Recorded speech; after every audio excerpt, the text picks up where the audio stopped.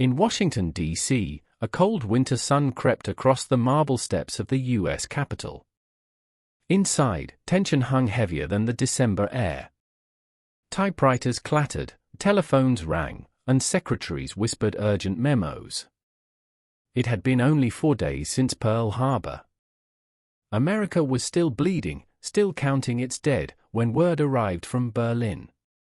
At 9:30 a.m., President Franklin D. Roosevelt was handed a telegram.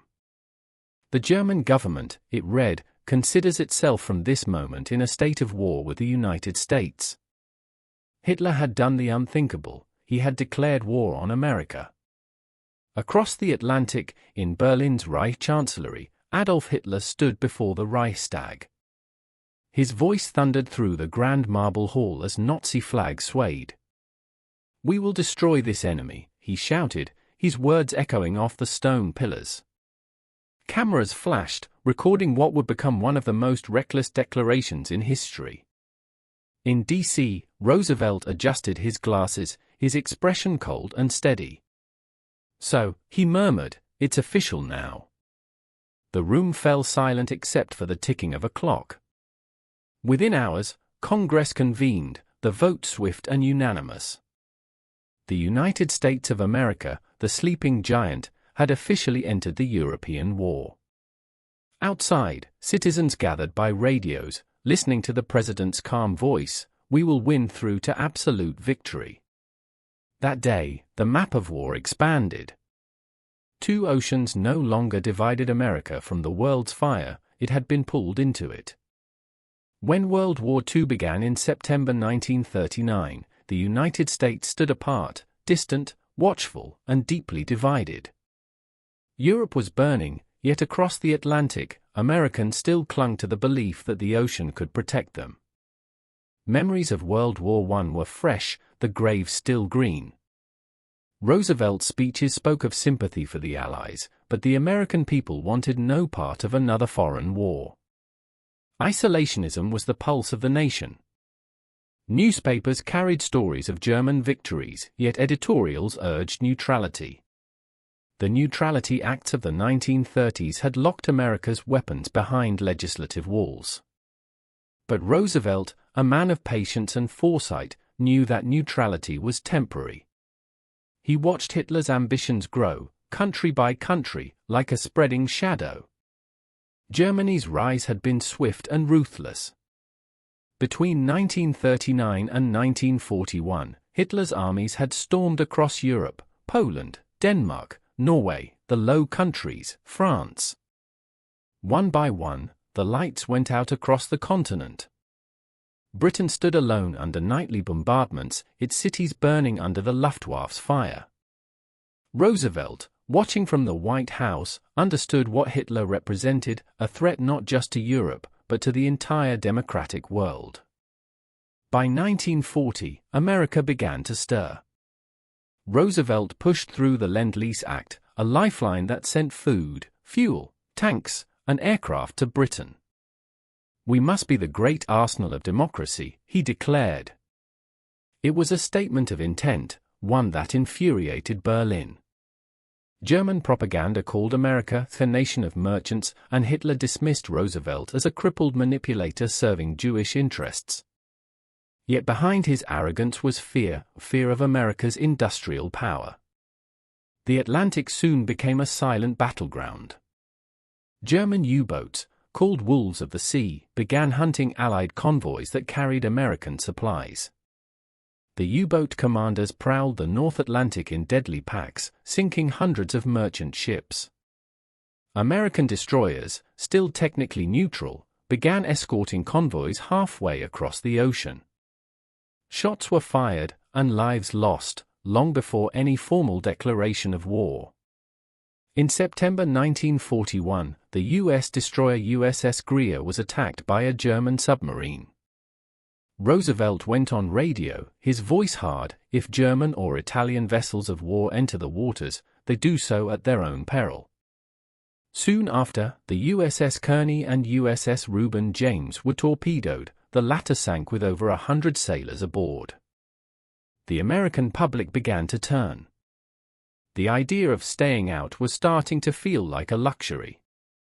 Meanwhile, in Berlin, Hitler's focus was elsewhere, deep in the snows of the Soviet Union.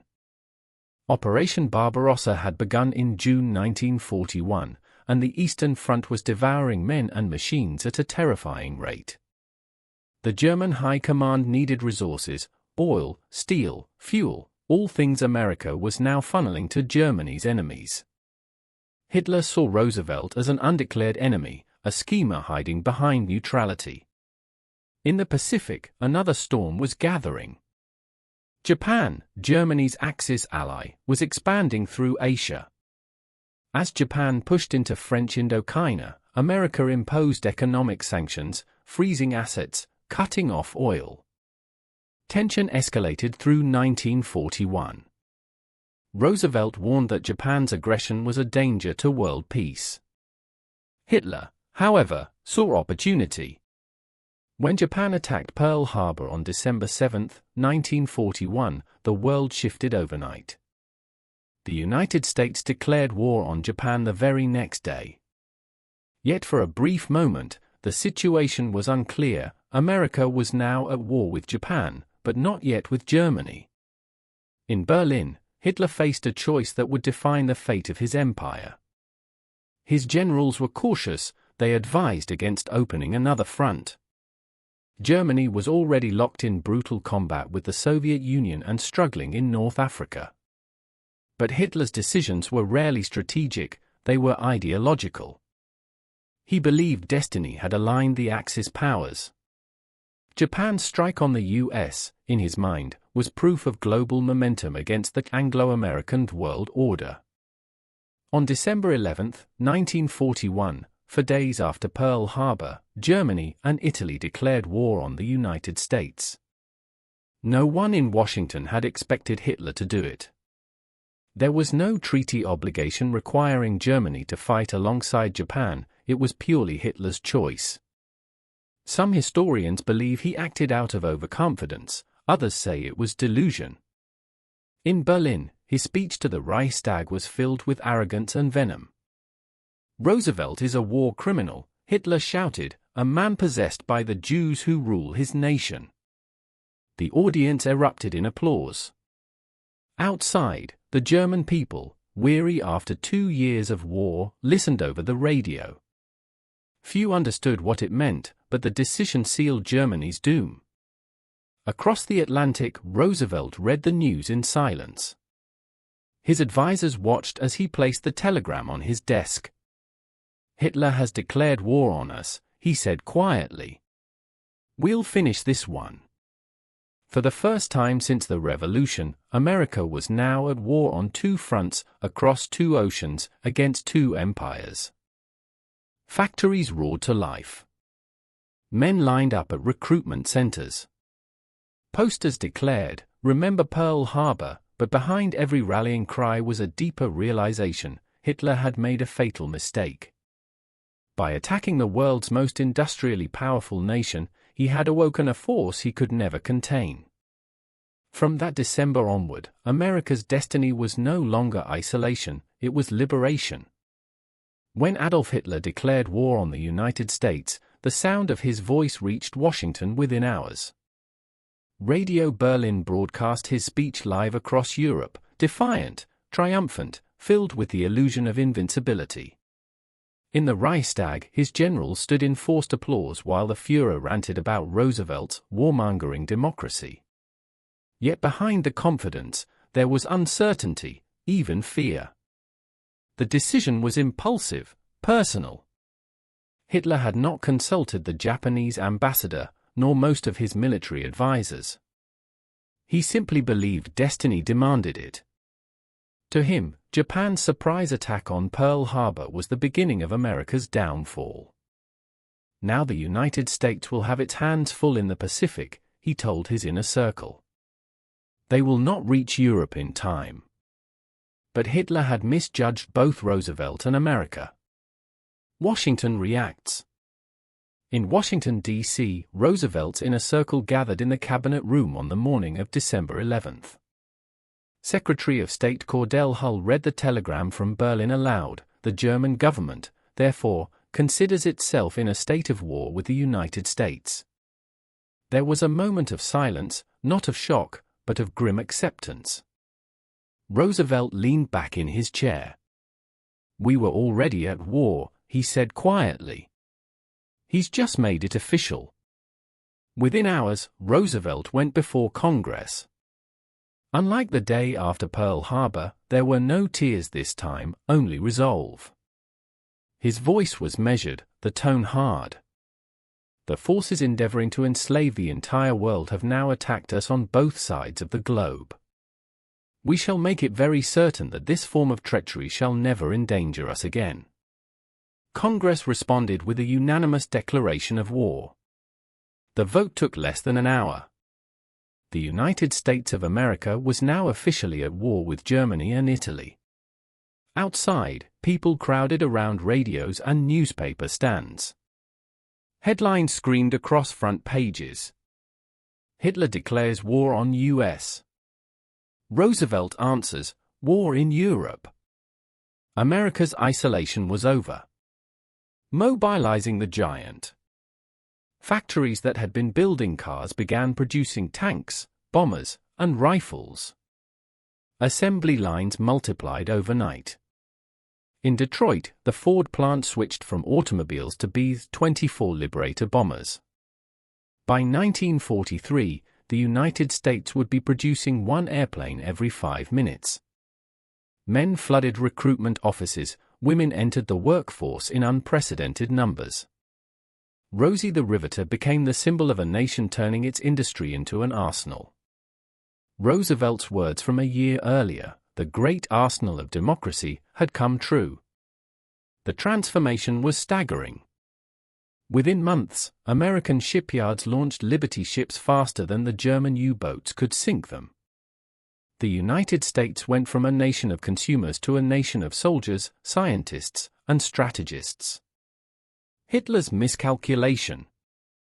In Berlin, Hitler's declaration was celebrated with orchestrated enthusiasm, but among his generals, the mood was grim.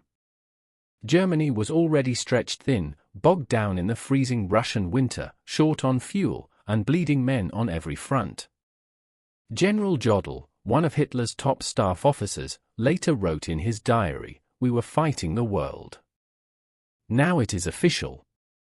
By declaring war, Hitler had given Roosevelt the political and moral justification he needed to send American troops into Europe.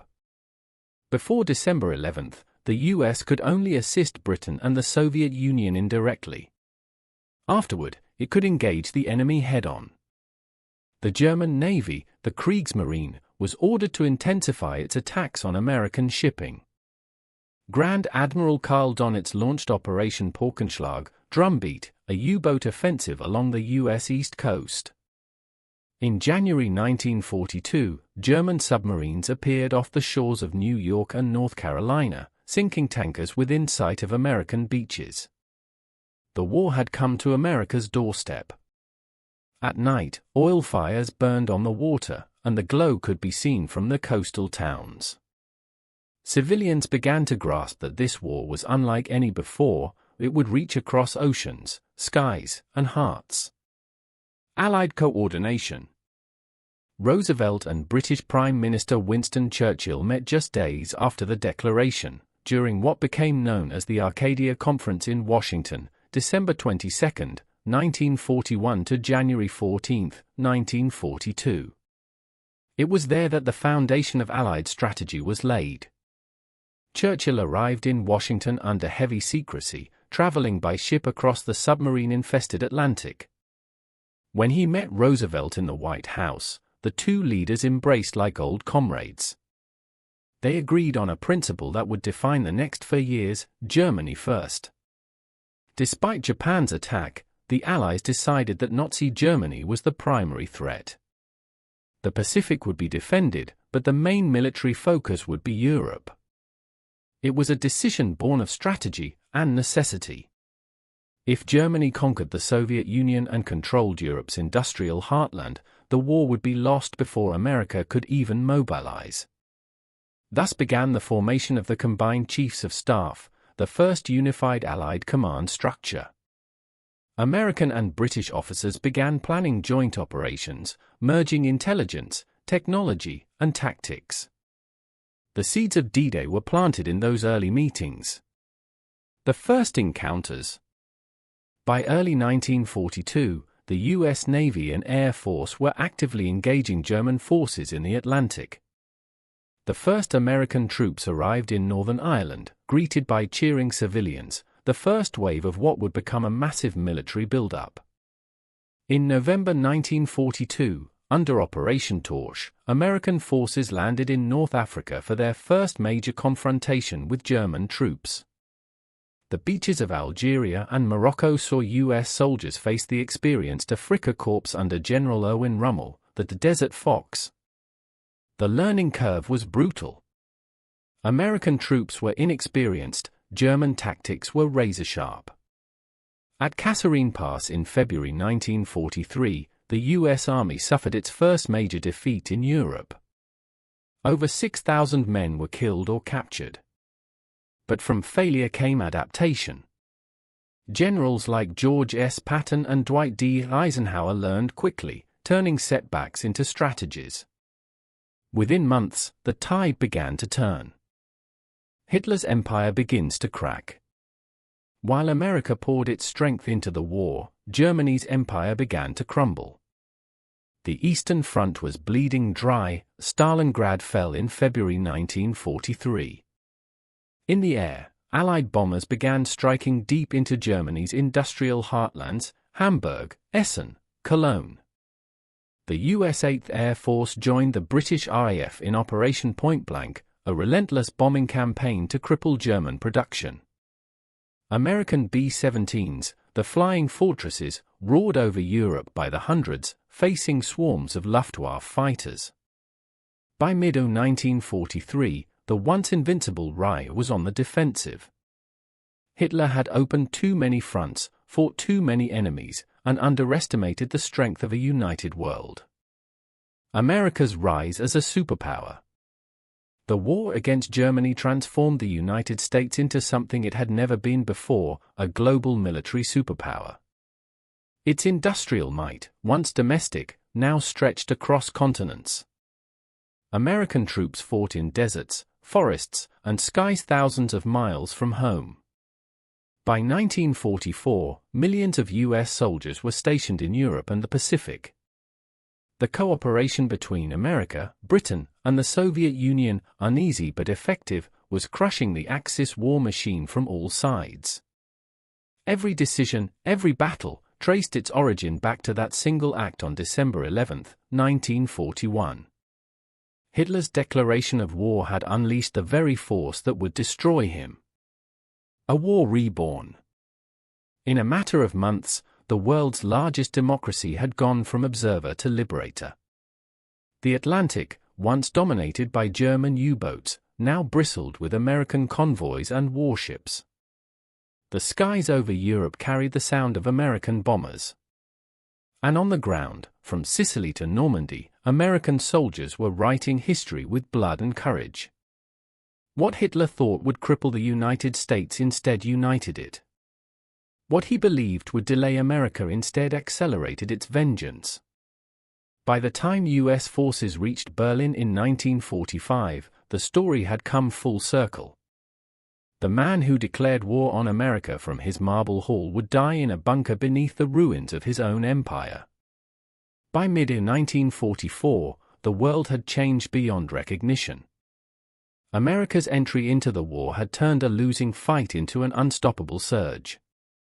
What began as a response to an arrogant declaration now thundered across Europe with tanks, bombers, and battalions bearing the American star. The first great turning point came on the beaches of France, June 6, 1944. D-Day. At dawn, the horizon off Normandy erupted in fire. Thousands of landing craft cut through the waves under grey skies, carrying the sons of a nation that Hitler once mocked as weak and untested. Now, they were coming for his empire. The plan was massive, the largest amphibious invasion in history. Over 156,000 Allied troops, Americans, British, and Canadians, stormed 5 beaches. The Americans bore the brunt at Omaha and Utah. Machine guns raked the sand, artillery shells churned the surf red. Men fell by the hundreds, yet wave after wave kept coming. A sergeant from the 1st Infantry Division recalled later, "We weren't thinking about glory. We were thinking about staying alive another 30 seconds. By nightfall, the beachhead was secure. The gates of Fortress Europe had been torn open." The march across Europe. From the hedgerows of Normandy to the streets of Paris, the American advance gathered momentum. General Dwight D. Eisenhower, the supreme commander, coordinated an army so vast it stretched across an entire continent. Logistics, strategy, and manpower fused into a machine of liberation. August 1944, Paris was freed. French civilians wept as American and Free French tanks rolled down the Champs-Élysées. Church bells rang, crowds cheered, and flags waved again over a city that had lived under Nazi rule for 4 dark years. But beyond the celebration, Eisenhower and Roosevelt knew the war was far from over. Germany still held the heart of Europe, and Hitler had no intention of surrendering. His empire was shrinking, but his fanaticism was growing. Hitler's desperation, the Ardennes gamble. Winter came, and with it, one last desperate German counterattack, the Battle of the Bulge. December 16, 1944, a freezing dawn in the Ardennes forest. The quiet was shattered by thousands of German artillery guns. Entire American units were caught off guard. The German army, thought to be broken, suddenly surged forward in a massive armored assault. Fog and snow grounded Allied planes. The front lines buckled. Towns like Bastogne and St. Vith were surrounded. It was Hitler's final gamble, a plan to split the Allied forces, retake the port of Antwerp, and force a peace deal. In Bastogne, surrounded by German forces, the 101st Airborne Division held firm. When the Germans demanded surrender, Brigadier General Anthony McAuliffe famously replied with a single word: nuts. American paratroopers fought in sub-zero cold, short on ammunition, food, and hope. But they held the line. On Christmas Day, the skies cleared, and American aircraft roared in, dropping supplies and striking German tanks. By January 1945, the German offensive had collapsed. The Bulge was gone. Hitler's last gamble had failed, and with it, the last illusion of victory. Crossing the Rhine. As winter turned to spring, the Allies closed in from west and east. The Soviet Red Army was sweeping in from the east, and American forces were advancing from France through Belgium and into Germany. In March 1945, U.S. forces reached the Rhine River, the symbolic gateway to Germany's heartland. The Germans had destroyed most of the bridges, but at Remagen, one bridge still stood. American troops seized it in a lightning assault, crossing under heavy fire. It was the first time Allied troops had breached the Rhine, the barrier Hitler had called impassable. Within days, more American divisions crossed, and the German front collapsed. Civilians fled westward, terrified of the advancing Soviets and uncertain of what awaited them under American occupation. Hitler, trapped in his bunker beneath Berlin, raged at his generals. Maps littered the table, showing armies that no longer existed. His empire was gone, destroyed by the very enemy he had mocked for years earlier. The final push. In April 1945, American forces linked up with the Soviets at the Elbe River. Soldiers from both sides, once strangers divided by ideology, shook hands amid the ruins of Germany. Photographs of the moment captured more than military victory, they captured the end of an era. Meanwhile, American troops were uncovering the full horror of Hitler's regime. In places like Buchenwald, Dachau, and Ohrdruf, they found concentration camps, Piles of bodies, survivors like ghosts, and the stench of death that words could never describe. Hardened soldiers wept. Generals ordered townspeople to walk through the camps to see what had been done in their name. Roosevelt never lived to see the final victory. He died on April 12, 1945, exhausted and frail, just 3 weeks before Germany's surrender. His successor, Harry S. Truman, inherited the war's end. Berlin falls. As Soviet artillery pounded Berlin, Hitler made his final broadcast, delusional, rambling, still promising victory that no longer existed. On April 30, 1945, with Soviet troops just blocks away, he shot himself in his bunker beneath the Reich Chancellery. His body was burned in the garden above as shells fell around the ruins of the city. 1 week later, on May 7, 1945, Germany officially surrendered. The news flashed across the world. In London, church bells rang. In New York, crowds filled Times Square. American soldiers hugged each other in muddy fields, exhausted and hollow-eyed. The war that Hitler began, and dragged the world into, had ended in the rubble of his own making. Victory, and the cost. In Europe alone, the toll was unimaginable. Cities lay in ruins. Millions were dead or displaced. Yet amid the devastation stood a new force, the United States of America, now the most powerful nation on earth. The declaration Hitler had made in arrogance on December 11, 1941, had unleashed his own destruction. His war had awakened the sleeping giant Roosevelt once warned of. In Washington, Truman spoke softly into a microphone. "This is the day for which we have prayed and fought. Let us not forget those who gave everything for it. For the men who stormed the beaches, crossed the Rhine, and fought through the Ardennes snow, the victory came with ghosts that would never fade.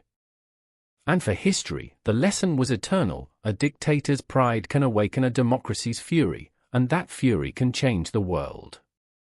When the guns finally fell silent in May 1945, the world stood still. Smoke still rose from shattered cities. Europe, once the center of civilization, lay in ashes. Millions were dead, millions more displaced.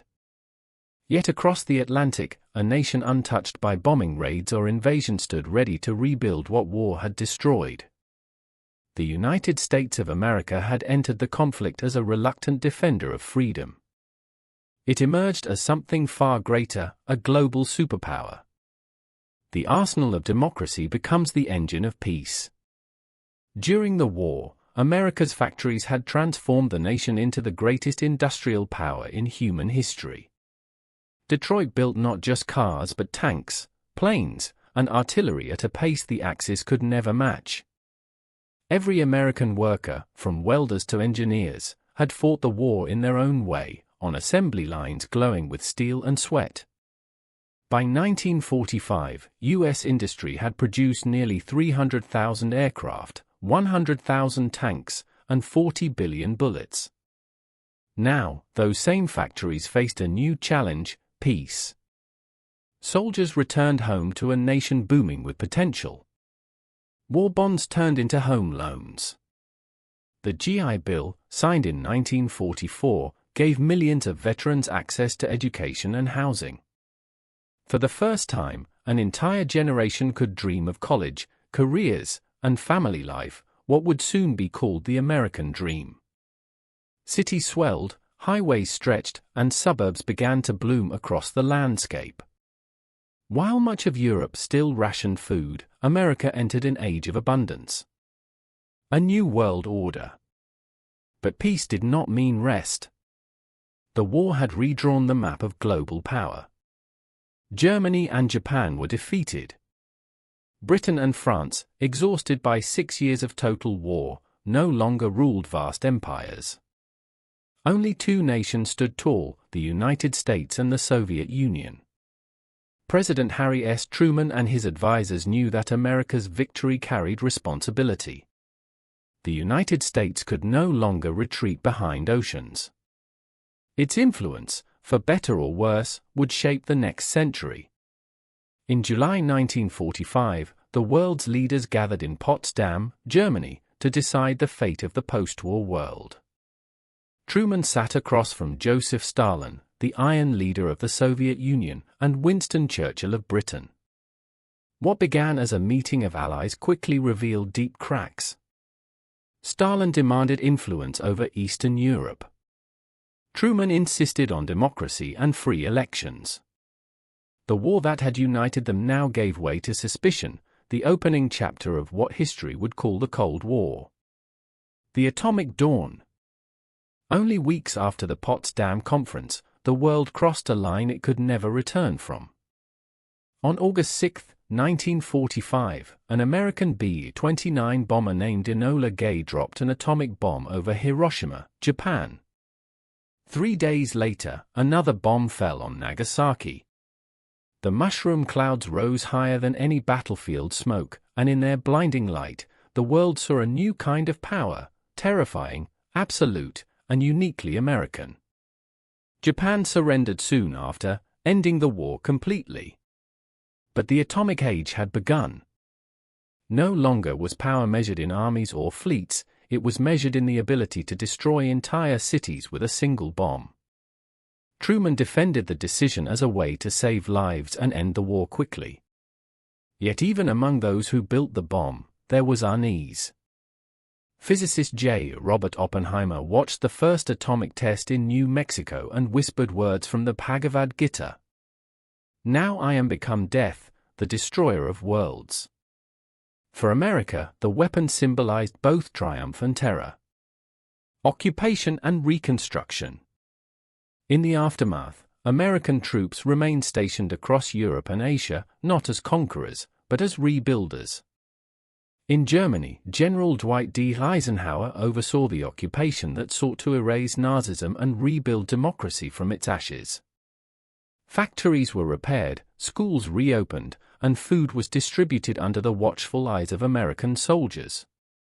In Japan, General Douglas MacArthur took command of a different kind of mission, one that rewrote the nation's future.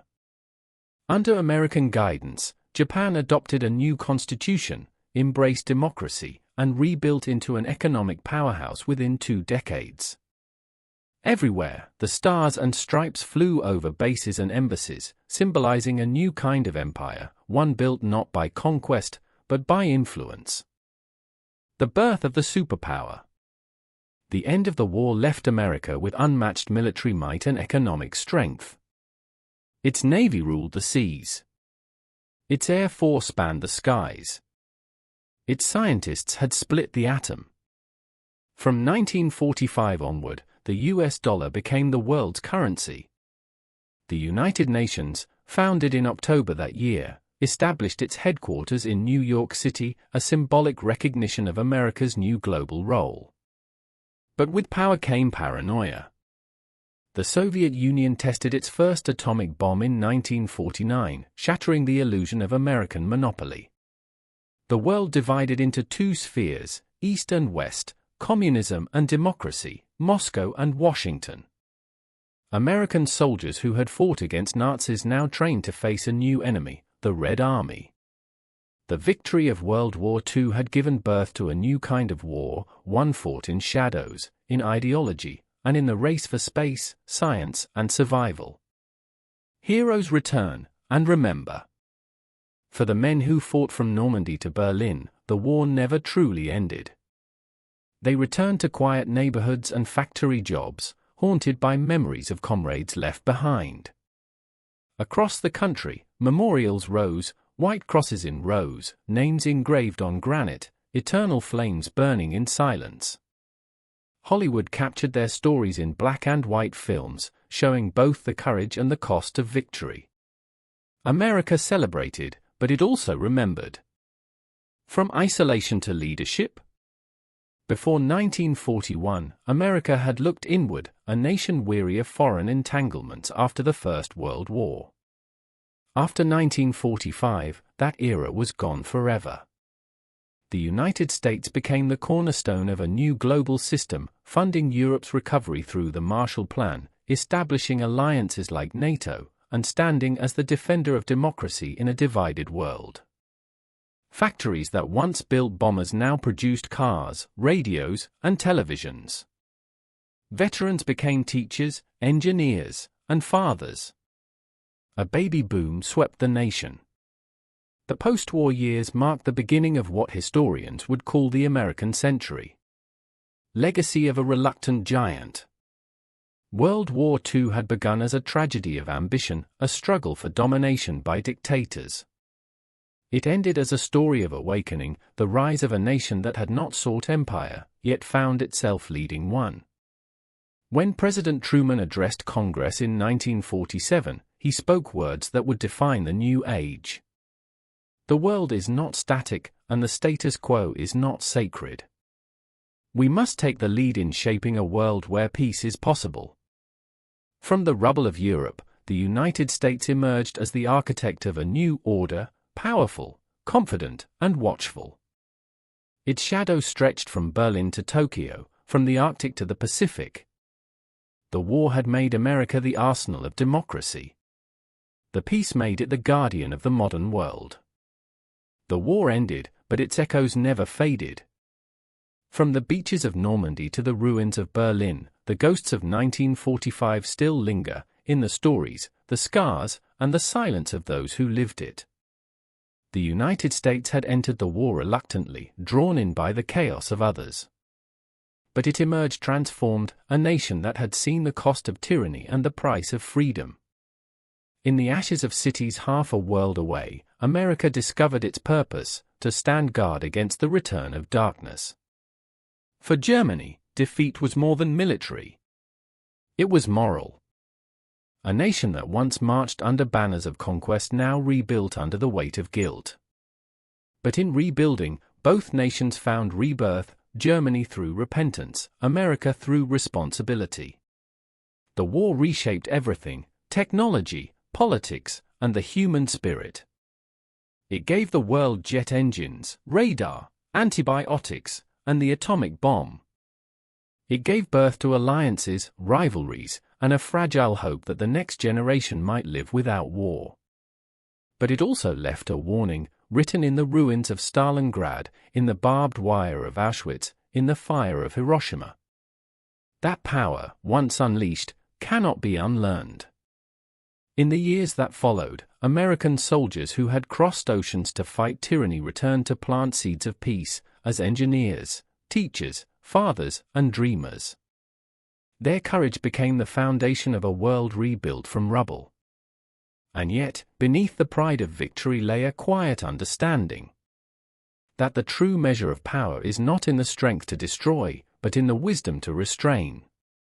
As the sun set on 1945, a new world began, one watched over by the American flag, shaped by memory, and shadowed by the knowledge of what humanity could become, for better or worse. World War II did not simply end, it transformed the course of civilization. It forged an age where freedom would forever stand tested, and where the lessons of the past would whisper to every generation that followed. Never again.